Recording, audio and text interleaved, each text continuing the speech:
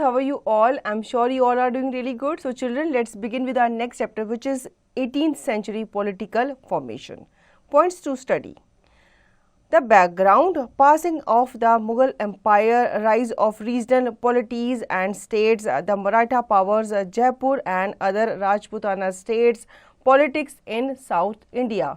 Introduction: the 18th century in India was characterized by the two critical transitions which altered the structure of power and initiated important social and economic changes. The first was the transition in the first half of the century from the Mughal Empire to the regional political order. The second was the transition in the polity, society and economy.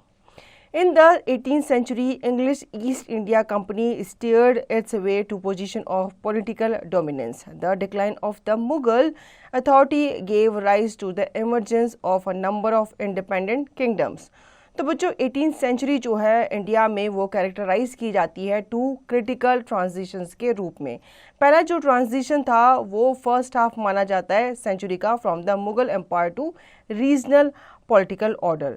जो second है वो transition माना जाता है in the polity, society and economy. 18th century में जो east India company Bharat आई थी उसकी वजह से जो पॉलिटिकल डोमेन्स था वो काफ़ी ज़्यादा हद तक प्रभावित हुआ था. The background: the unity and stability of Mughal Empire was shaken during the long and strong reign of Emperor Aurangzeb. However, in spite of setbacks and adverse circumstances, the Mughal administration was still quite efficient and the Mughal army was strong at the time of his death in 1707. This year is generally considered to separate the era of the Great Mughals from that of the Lesser Mughals. After the death of Aurangzeb, the Mughal authority weakened.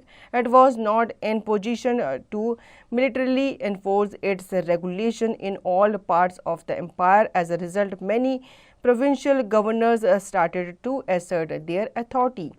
In due course of time, they gained independent status. At the same time, many kingdoms which were subjugated by the Mughals also claimed their independence. Some new regional groups also consolidated and emerged as political powers. These development the period 1707 and 1761, the Third Battle of Panipat, where Ahmad Shah Abdali defeated the Maratha chiefs, witnessed resurgence of regional identity that buttressed both political and economic decentralization. At the same time, intra-regional as well as inter-regional trade in local raw material, artifacts and grains created strong ties of economic interdependence irrespective of political and military relations. तो बच्चों background जान लेते हैं. Unity और stability जो थी Mughal empire की वो शेकन हो चुकी थी during the long and strong rain of emperor Aurangzeb. हालांकि कहा जाता है कि इन सेटबैक्स के और एडवर्स सर्कमस्टांसिस के बावजूद जो मुगल एडमिनिस्ट्रेशन था वो स्टिल क्वाइट एफिशिएंट था और मुगल आर्मी जो थी वो अभी भी काफ़ी स्ट्रॉन्ग थी. ये जो ईयर है ये जनरली कंसीडर किया जाता है, इसमें ये जो एरा था ग्रेट मुगल्स का उन्हें लेसर मुगल्स के रूप में देखा जाने लगा. जब औरंगजेब की डेथ हो गई थी तो जो मुगल अथॉरिटी थी वो धीरे धीरे वीक होने लगी थी, कमज़ोर होने लगी थी. इसके रिजल्ट में मैनी प्रोविंशियल जो थे गवर्नर वो धीरे धीरे अपनी अथॉरिटी लेने लगे थे और जिस वजह से जो छोटे छोटे राज्य थे वो इंडिपेंडेंट होने लगे थे और अपना अपना वो इंडिपेंडेंट अलग से राज्य बनाना उन्होंने शुरू कर दिया था और काफ़ी सारे छोटे छोटे जो राजा थे वो उभर कर आगे आए थे. Passing the Mughal Empire. In 1707, when Aurangzeb died, serious threats from the peripheries had begun to accentuate the problems at the core of the empire. The new emperor Bahadur Shah I or Shah Alam ruled 1707 to 12, followed a policy of compromises. Pardoning all nobles who had supported his rivals, he granted them appropriate territories and posting.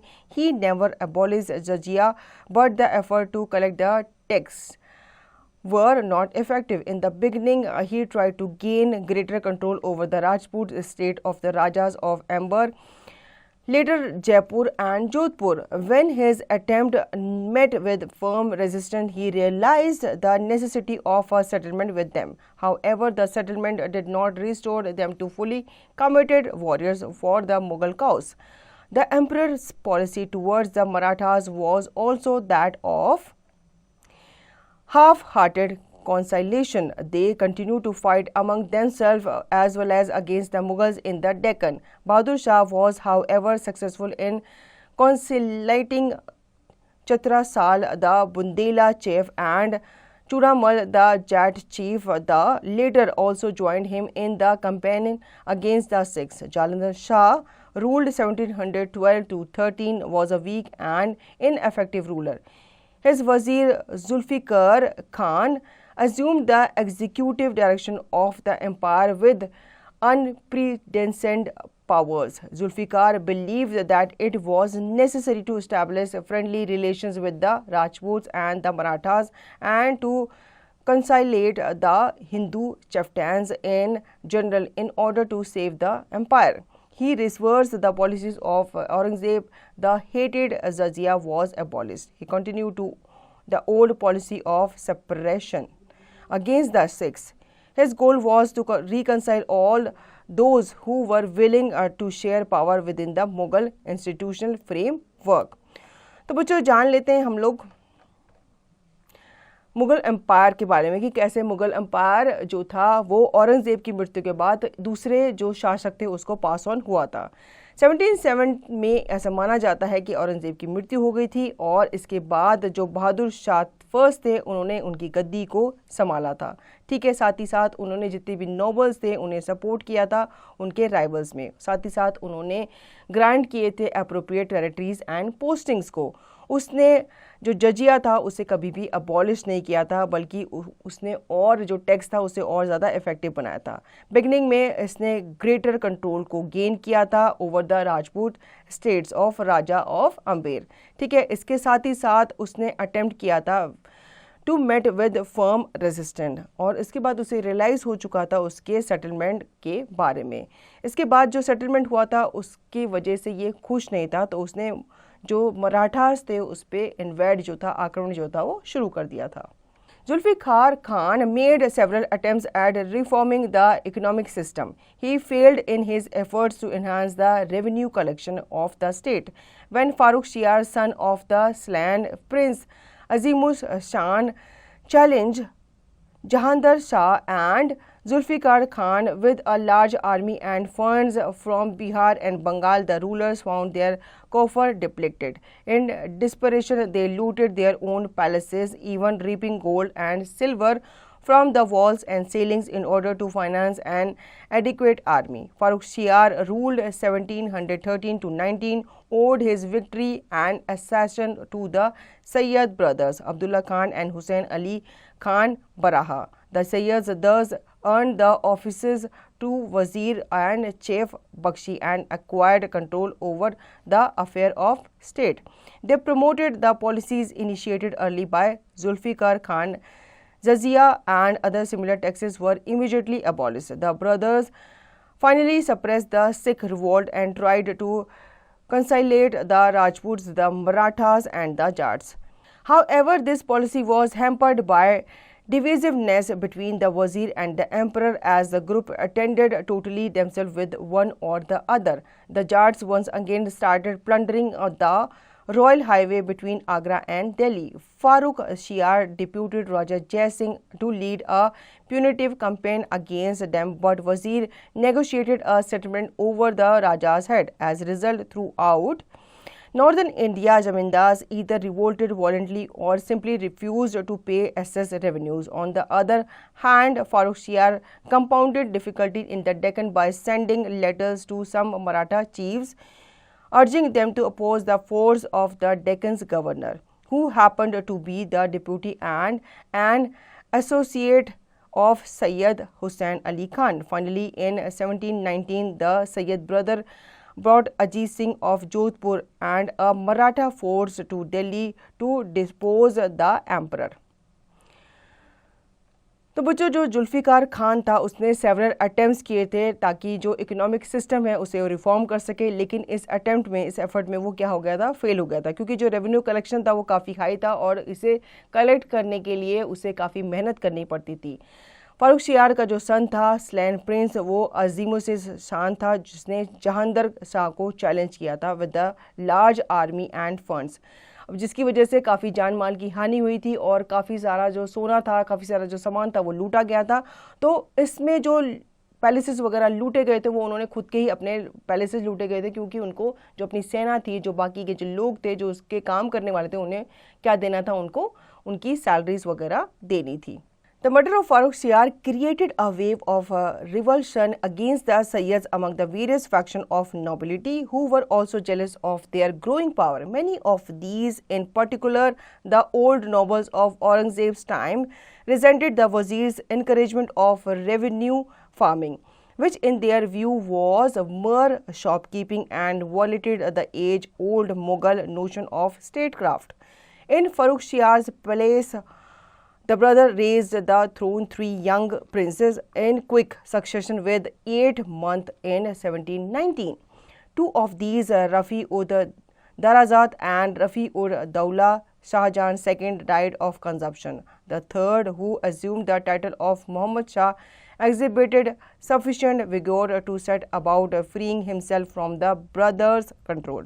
A powerful group under the leadership of Nizam-ul-Mulk Chain Kulik Khan and his father's cousin Muhammad Amin Khan, the two eminent nobles, emerged finally to dislodge the Sayyid brothers 1720. By the time Muhammad Shah ruled 1719 to 48 came to power, the nature of the relationship between the emperor and the nobility had almost completely changed. Individually, interests of the noble had come to guide the course of politics and state activities. In 1720, Muhammad Amin Khan replaced Sayyid Abdullah Khan as Wazir after Amin Khan's death. January 1720, the office was quite occupied by the Nizam-ul-Mulk for a brief period until Amin Khan's son, Kamaruddin Khan, assumed the title in July 1724 by a claim of hereditary right. The nobles themselves virtually dictated these appointments. By this time, the noble had assumed lot of powers. They used to get farmans issued in the name of emperor in their favors. The position of emperor was preserved as a symbol only, without real powers. The real power seated with important groups of nobles. The nobles in control of central offices maintained an all-empire outlook, even if they were more concerned with the stability of the regions where they had their jagirs. Farmans, mandates granting certain rights or special privileges to governors, fauzdars and other local officials were sent in conformity with tradition in the name of emperor. Individual failing of Aurangzeb's successors also contributed to the decline of royal authority. Jahandar Shah lacked dignity and decency. Farooq Shiar was fickle-minded. Muhammad Shah was frivolous and fond of ease and luxury. Opinions of the emperor's favorites weights in the appointments, promotions and dismissals even in the provinces. जब फारूक शियार का murder कर दिया गया था तो इससे revolution जो था वो क्रिएट हो गया था against Sayyids among the various fraction of nobility. ठीक है, मैनी ऑफ दीज जो थे वो वजीर के एनकरेजमेंट के अंदर आते थे और वो रेवेन्यू फार्मिंग को क्या करते थे, कलेक्ट करते थे।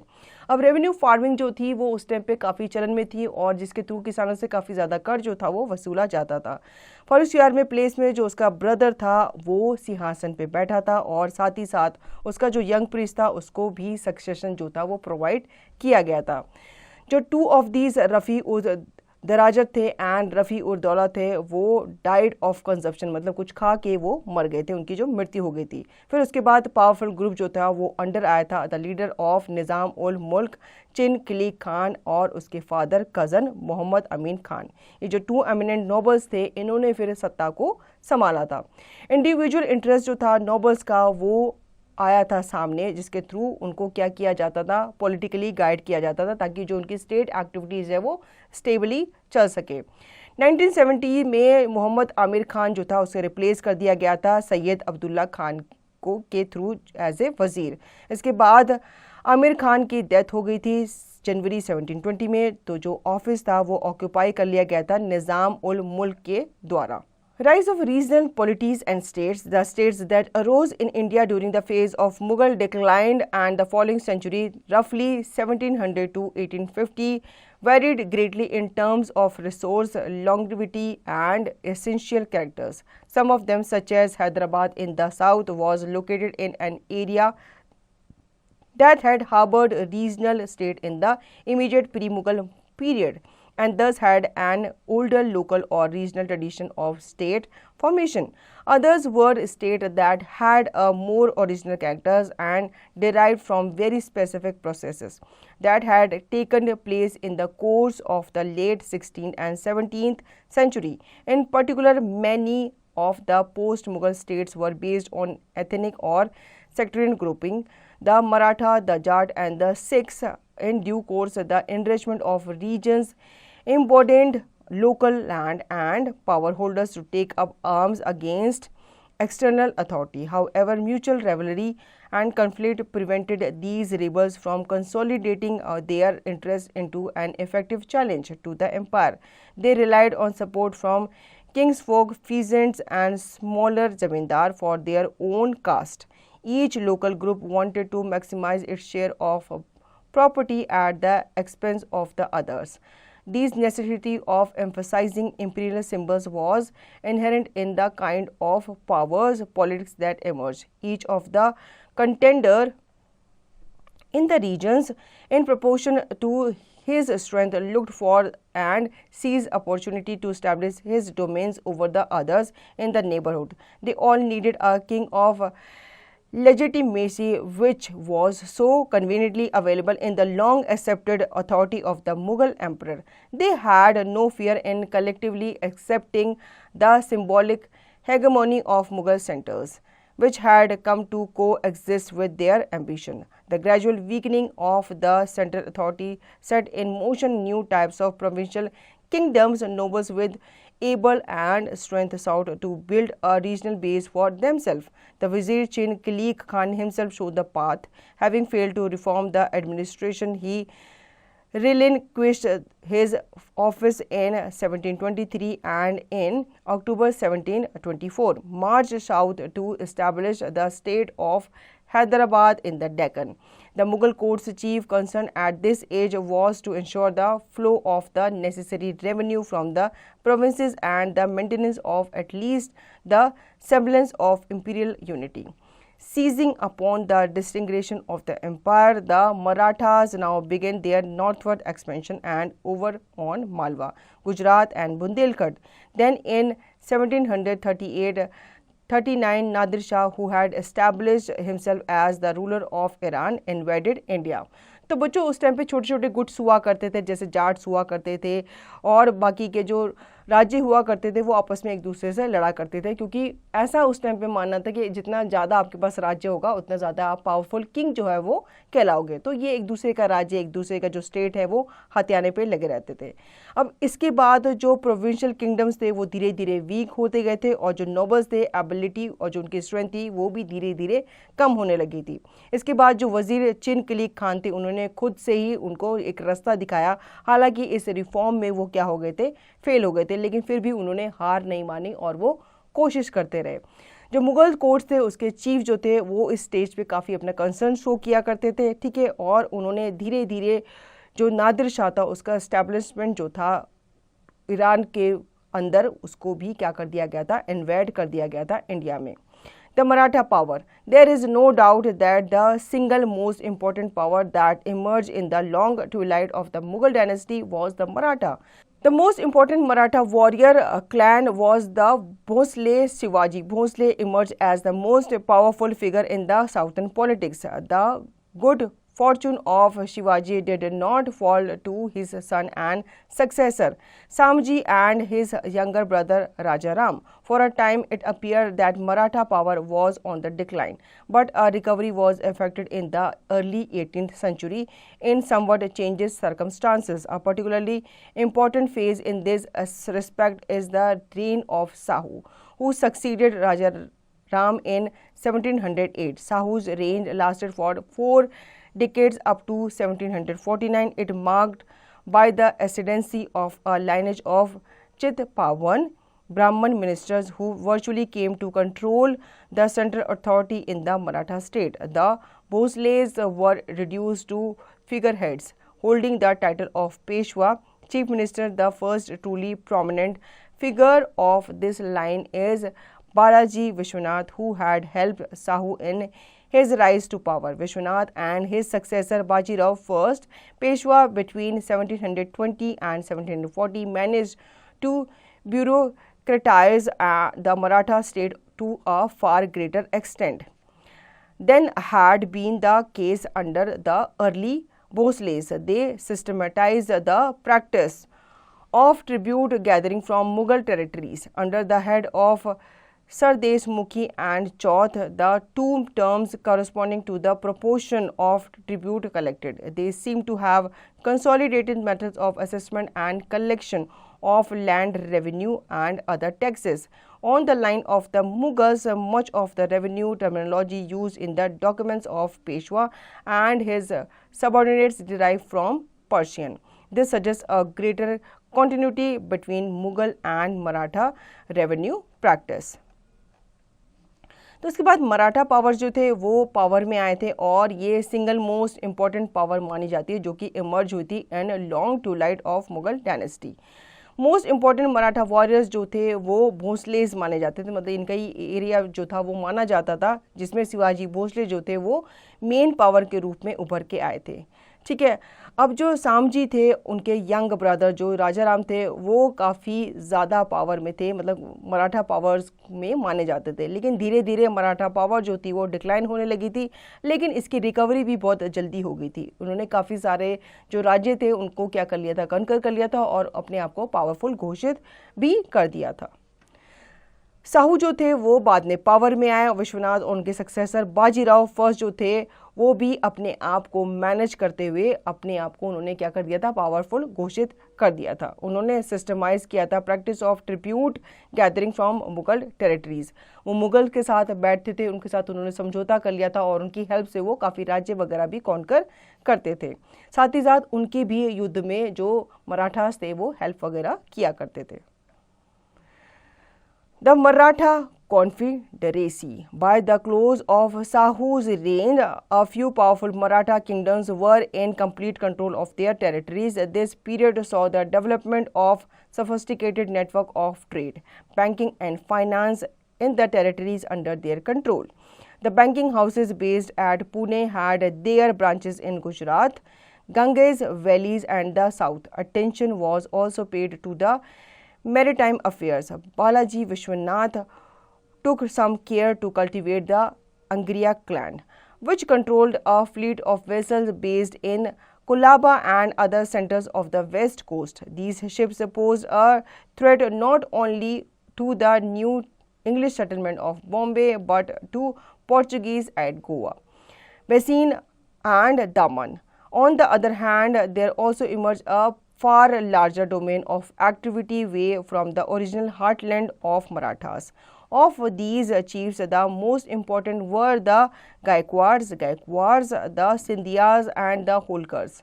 Also, there were branches of the Bhosle family that relocated to Kolhapur and Nagpur, while the main line renamed in the Deccan heartland at Satara. Let's examine their areas of influence. इसके बाद Maratha confederacy के बारे में जान लेते हैं. Sahu range के आसपास जो कुछ मराठा थे वो काफ़ी पावरफुल थे और पूरे टेरिटरी का कंट्रोल उन्हीं के अंडर में था. ये जो पीरियड था ये मराठा डेवलपमेंट को शो करता है. ठीक है. उनकी फाइनेंस के रूप में हो, चाहे ट्रेड के रूप में हो, चाहे उनके नीति वगैरह के रूप में हो, तो वो काफ़ी कंट्रोल में माने जाते थे अपने एरिया के। जो बैंकिंग हाउस था वो पुणे में उनका स्थापित था, और जो ब्रांचेस थी उसकी वो Gujarat, gangs valley and south में भी स्थापित उन्होंने की थी। बालाजी विश्वनाथ जो थे वो कल्टीवेट का काफ़ी ध्यान रखते थे, मतलब जो एग्रीकल्चरल एरिया था, जो किसान वगैरह था, उनके बारे में वो काफ़ी सोचा करते थे।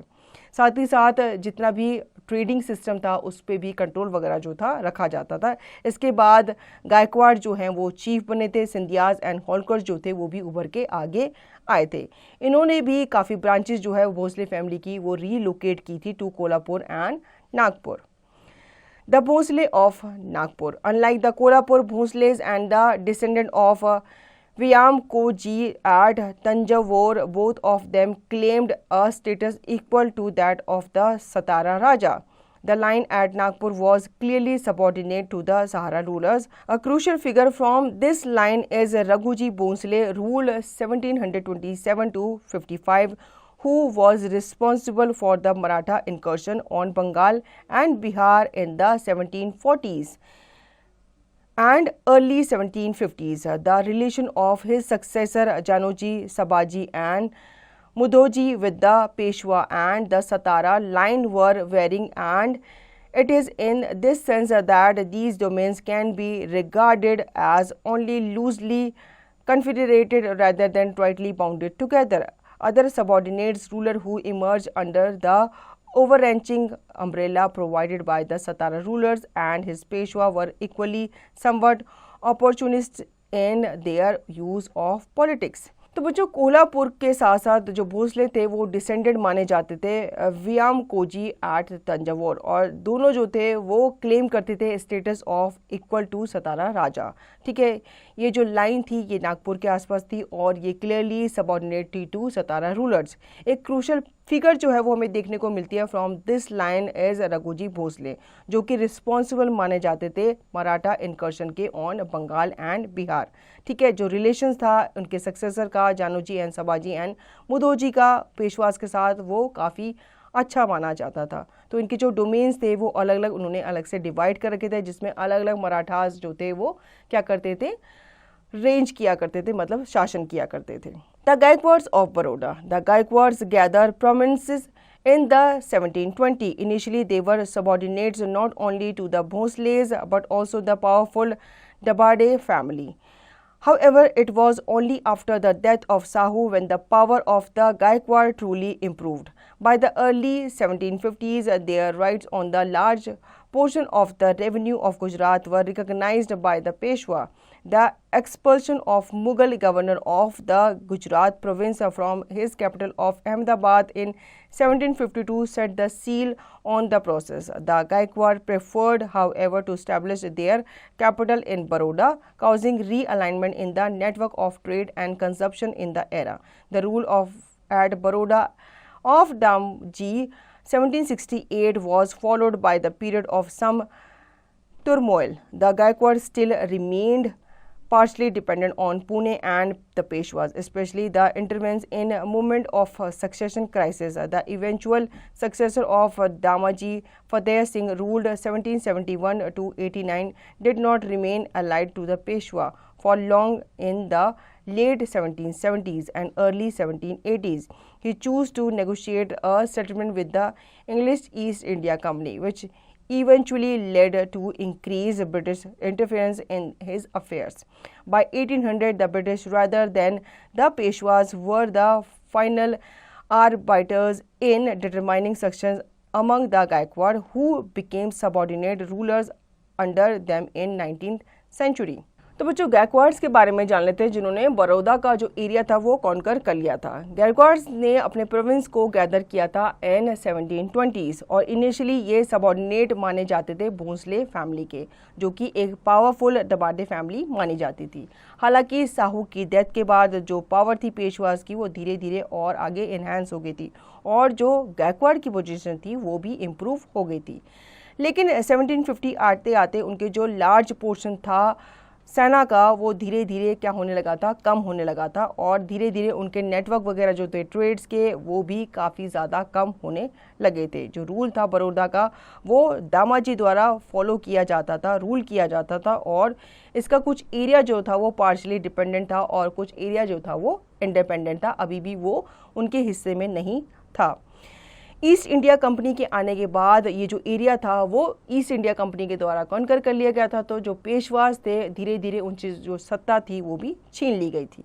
The Holkars of Indore. In the case of the Holkars, the rise in status and wealth was particularly rapid and marked. Initially, they had very little political power. However, by 1730s, their chief Malhar Rao Holkar consolidated his position. He was granted a large share of Chauth collection in Malwa, eastern Gujarat and Khandes. Within a few years, Malhar Rao consolidated his own principality at Indore, from which his successor controlled important trade route as well as the crucial two trading center of Berhampur. After him, control of dynastic fortune fell largely to his son's widow, Ahilya Bai, who ruled from 1765 to 1794 and brought Holkar power to great glory. Nevertheless, their success could not equal to that of next great chieftain family, the Scindias. इसके बाद होलकर जो थे जिन्होंने इंदौर का area जो था वो conquer कर रखा था, ठीक है, उनका स्टेटस जो था, उनकी वेल्थ जो थी वो धीरे धीरे बढ़ने लगे थे। इनिशियली उनके पास जो पॉलिटिकल पावर थी वो काफ़ी कम थी, लेकिन धीरे धीरे 1730s आते आते जो मल्हार राव जो चीफ थे उन्होंने उनकी पोजीशन को कंसोलिडेट किया और उन्होंने लार्ज शेयर ऑफ जो चौथ था कलेक्शन उसको भी ग्रांट किया था, किसको, मालवास को। The Scindias of Gwalior. The Scindias carved a prominent place for themselves in North Indian politics in the decades following the Third Battle of Panipat 1761. Again, like the Holkars, the Scindias were based largely in central India, first at Ujjain and later from the last quarter of the 18th century in Gwalior. During the long reign of Mahadaji Scindia 1761 to 94, his family's fortunes were truly consolidated. Mahadaji proved an effective and innovative military commander. He employed a large number of European soldiers in his force. His power grew rapidly after 1770. During this period, he managed to make a substantial inroad into North India that had been weakened by Afghan attacks. He intervened with some effort in the Mughal court during the reign of Shah Alam II. The Mughal king made him the deputy regent of his affair in the middle 1780s. His shadow fell into only across the provinces of Delhi and Agra, but also on Rajasthan and Gujarat, making him the most formidable Maratha leader of era. The officials of East India Company were very cautious in dealing with him. His relation with the acting Peshwa Nana Fadnavis at Pune were fraught with tensions. Eventually, the momentum generated by Mahadaji could not be maintained by his successor, Daulat Rao Scindia, ruled 1794 to 1827, who was defeated by the British and forced by treaty in 1803 to surrender his territories both to the north and to the west. The career of some of these potentates, especially Mahadaji Scindia, illustrate the potency of Mughal symbols even in the face of Mughal decline. For instance, after recapturing Gwalior from the British, Mahadaji took care of have his control of the town sanctioned by the Mughal emperor. Equally, he jealously guarded the privileges and titles granted to him by Shah Alam, such as Amir al-Umara, head of the Amirs, and Naib Waki, a Muqtalak, deputy regent. In this, he was not alone. Instance in the 18th century of state that wholly threw off all pretense of allegiances to the Mughals are rare. Rather, the Mughal system of honor and titles, as well as the Mughal-derived administrative terminology and fiscal practices, continued despite the decline of imperial powers. Mahadaji जो थे वो काफ़ी powerful, effective emotive military commander माने जाते थे और वो employed थे as a large number of European soldier in his force.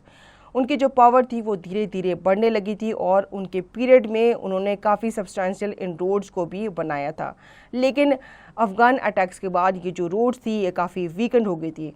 उनका जो इंटरवेंट था वो काफ़ी इफ़ेक्टिव था in the Mughal court during the reign of Shah Alam. जो मुग़ल किंग थे वो उन्हें अपना डिप्यूटी रेजेंट बनाना चाहते थे, लेकिन उन्होंने इससे साफ मना कर दिया था। ठीक है, इवेंचुअली जो मोमेंटम था वो जनरेटेड किया गया था बाय महादाजी और इसे मेंटेन नहीं किया जा सका था उनके सक्सेसर दौलत राव सिंधिया के थ्रू, जिसे बाद में ब्रिटिशर्स के द्वारा डिफीट कर दिया गया था और उनसे ज़बरदस्ती जो थी वो ट्रीटी साइन कराई गई थी और सारी की सारी जो टेरिटरीज थी वो उनसे छीन ली गई थी। The Nawab of Bengal, Murshid Quli Khan, who started his career as Diwan Bengal under Aurangzeb, became virtually independent with the growing weakening of central authority. However, he regularly sent tribute to the Mughal emperor. Ali Wardi Khan deposed the family of Murshid Quli Khan and made himself the Nawab in 1739. These Nawabs brought stability and peace and promoted agriculture, trade and industry. Equal opportunities were given to both Hindus and Muslims. But the Nawabs could not visualize the long-term implication of the presence of the European trading companies and neglected military preparedness.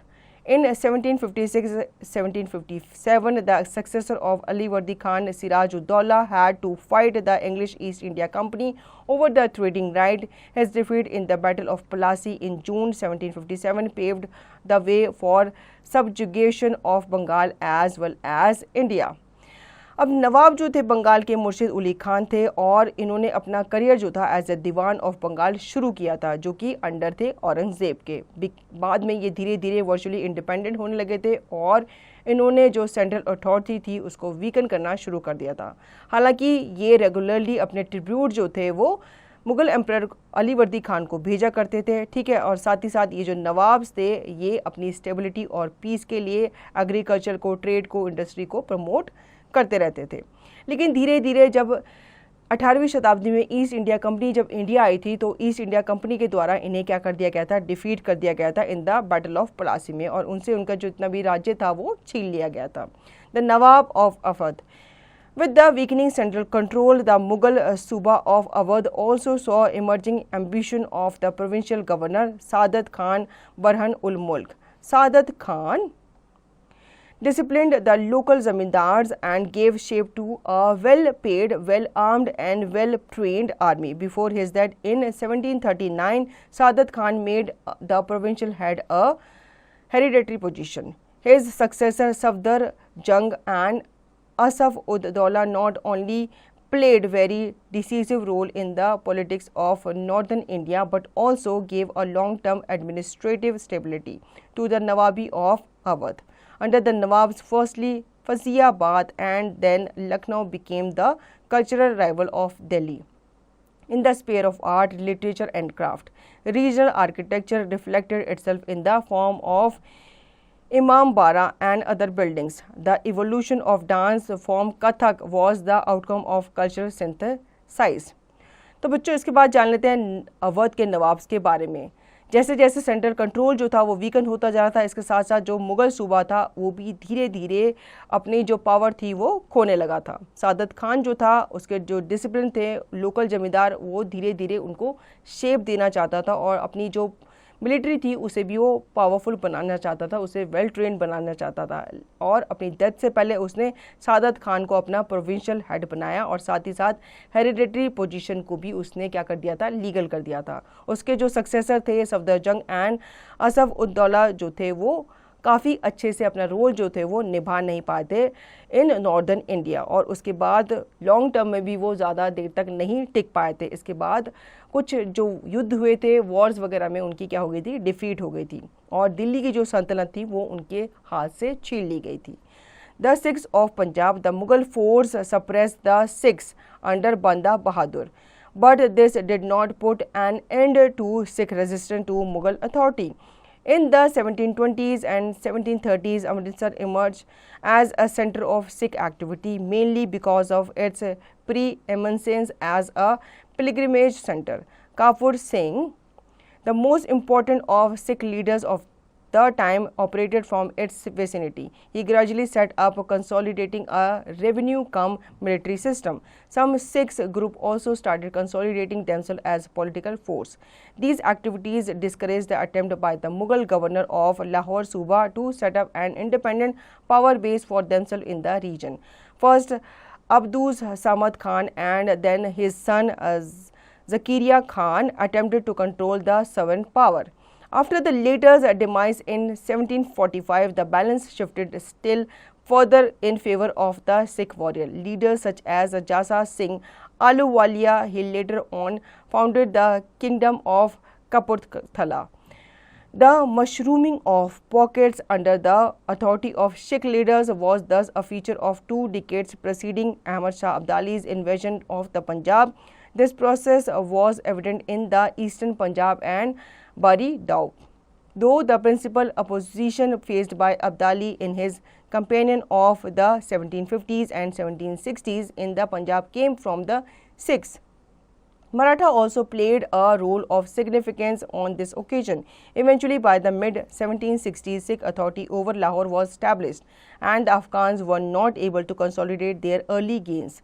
Under Ahmad Shah's successor, Timur Shah ruled 1772 to 93. Some of the territories and towns had been taken by the Sikhs, such as Multan, were recovered, and the descendants of Ahmad Shah continued to harbor ambitions in this direction until the end of century. But by the 1770s, they were dealing with the confederation of about 66 chieftains. Some of these were to emerge as princely states under the British, such as Nabha and Patiala. The 6 chiefdoms continued many of the administrative practice initiated by the Mughals. The main subordinate of the chiefs were given Jagir assignment. The personalized culture of the Mughal bureaucracy continued to hold sway. It was one such chief, Ranjit Singh, godson of Charhat Singh Sukar Chakia, who eventually welded these principalities for a brief time into a larger entity. Ranjit Singh's effective ruler lasted for a decade from 1799 to 1839. The power of the English East India Company was growing in all parts of the country during this period. Within 10 years of his death, the British had annexed Punjab. His rise to power was based on superior military force, partially serviced by European mercenaries, and by the strategic location of the territories that he had inherited from his father. Ranjit Singh's kingdom represented the culmination of nearly a century of Sikh rebellions against Mughal rules. It was based on the intelligent application of principle of statecraft. He used as his capital the great trading city of Lahore, which he captured in 1799. Having gained control of the trade route, he imposed monopolies on the trade in salt, grain and textile from Kashmir to enhance his revenues.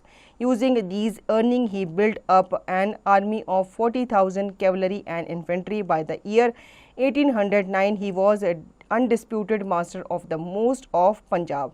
तो बच्चों, जो Sikhs थे पंजाब के, उन्हें time to time Mughals के द्वारा suppress किया जाता था. जो मुगल फोर्स थी वो बार बार जो पंजाब का एरिया था उसे सप्रेस करने के लिए, उसे कॉन्कर करने के लिए बार बार पंजाब पे जो सिख्स थे उन पे आक्रमण करती रहती थी. लेकिन उस आक्रमण में वो जो मुगल्स थे वो हमेशा डिफीट कर दिए जाते थे सिख्स के थ्रू. ठीक है. Now Jaipur and other Rajputana states. Jaipur, earlier Amber in eastern Rajasthan, was a Rajput principality controlled by the Kachwala clan. In the early 18th century, the ruler Jai Singh Savai took steps to increase his power manifold. This was done by arranging to have his Jagir assignment in the vicinity of his home territories and by taking on rights on the land revenue through farming. For collection of land, a tax right on parcel of land that are rented by the state to an individual, which was gradually made permanent. By the time of his death In 1743, Jai Singh, after whom Jaipur came to be named, had emerged as the single most important ruler in the region. Most of the larger Rajput states were constantly involved in the petty quarrels and civil wars. Ajit Singh of Marwar was killed by his own son.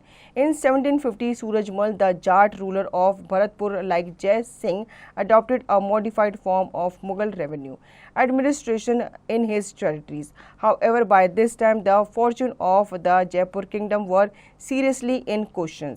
Under the threat from the Maratha, recourse had to be taken to adopt short-term fiscal extraction. At the same time, a series of crop failure in the 1750 and 60s adversely affected fragile agriculture. The second half of the 18th century was thus marked by an economic depression accompanied by a decline in the political power of Jaipur. During this period, Jaipur became a vulnerable target for the ambition of the Maratha and Mahadaji Scindia. In particular, the state discussed so far, with the exception of Maratha, were all landlocked. This did not mean that trade was not an important element in their makeup, for the kingdom of Ranjit Singh was crucially linked to trade. However, lack of access to the sea greatly increased the vulnerability of the state, particularly in an era when the major power was the English East India Company, itself initially a maritime enterprise. तो बच्चों, जान लेते हैं जयपुर और उसके Rajputana states के बारे में। जयपुर जो था वो ईस्टर्न राजस्थान माना जाता था और ये राजपूत प्रिंसिपलिटी के अंडर आता था। ठीक है, इसमें अर्ली 18th सेंचुरी में जो रूल किया गया था वो जय सिंह सवाई के थ्रू किया गया था, जिसमें अपनी पावर को उसने ऑलरेडी इंक्रीज कर रखा था। यहाँ पे उसने कुछ अरेंजमेंट किए थे, जैसे कि उसने जागीर को असाइन कर रखा था, साथ ही साथ वो राइट्स जो थे वो लैंड रेवेन्यू पे लिया करता था थ्रू फार्मिंग। लेकिन 1750s के आसपास सूरजमल जो जाट रूलर था भरतपुर का, वो जय सिंह की तरह उसने सारे के सारे जितने भी मुगल रेवेन्यूज़ थे उन्हें उसने मॉडिफाई किया था अपनी एडमिनिस्ट्रेशन के अंदर। हालांकि ये जो टाइम था ये जयपुर किंगडम के लिए, फॉर्चून के लिए काफ़ी अच्छा टाइम माना जाता है और इस टाइम पे जो मराठास थे उनके थ्रू उनको थ्रेट भी मिलता रहा था, लेकिन जो मराठास थे वो उनका जो एरिया था वो कॉन्कर नहीं कर पाए थे। अब इस बीच में जो एग्रीकल्चर फेलियर था उसको भी काफ़ी फेस किया गया था जयपुर के थ्रू। काफ़ी सारे जो एग्रीकल्चर थे, जो किसान थे, वो काफ़ी परेशान थे, क्योंकि उस टाइम जो अकाल पड़ा था इसकी वजह से काफ़ी जो खेती थी वो बर्बाद हो गई थी।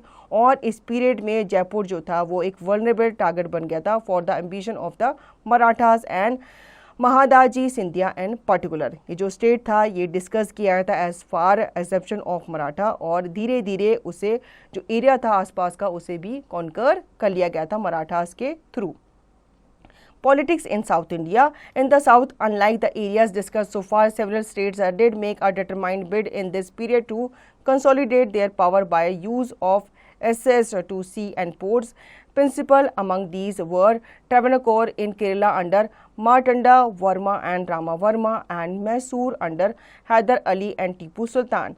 These states rose to prominence only in the later half of the 18th century, or at least after 1740. Before that, the southern Indian scene had been dominated by a group of Muslim notables who had accompanied by the Mughal expansion into the region in the 1680s and 1690s, or else had come in the second wave that followed immediately after 1700. Many of these notables set themselves up as tribute-paying chiefs under Mughal authority. Some of them were relatively petty Nawabs, deputies of the Balaghat or northern Karnataka, such as Abdul Rasul Khan or Sera.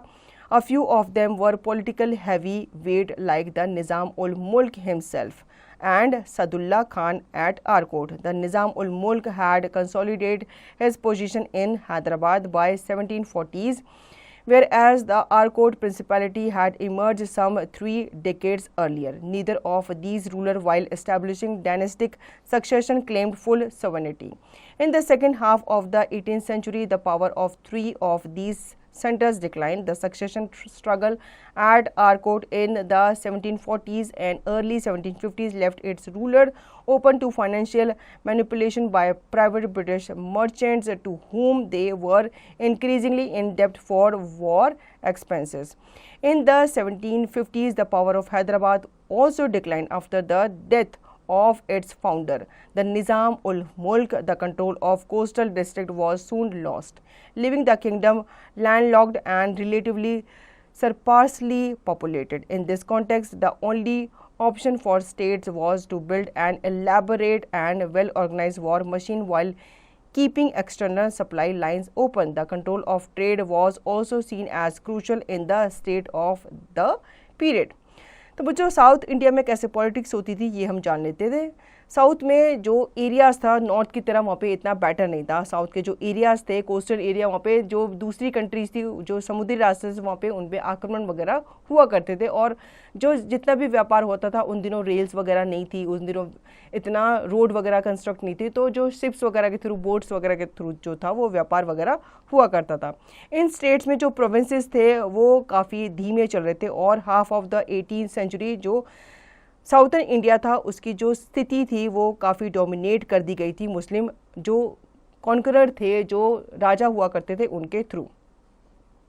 इसके बाद अब्दुल रसूल खान जो थे उन्होंने जो कर्नाटका का area था उसे कॉन्कर कर लिया था, और कुछ जो पॉलिटिकल हैवी वेट से जैसे कि निज़ाम उल मुल्क, उसने भी अपना जो एरिया था साउथ का, जो डेक्कन का एरिया था, कर्नाटका और तमिलनाडु वगैरह का जो एरिया था, आरकोट का जो एरिया था, वो भी अपने अधीन कर लिया था।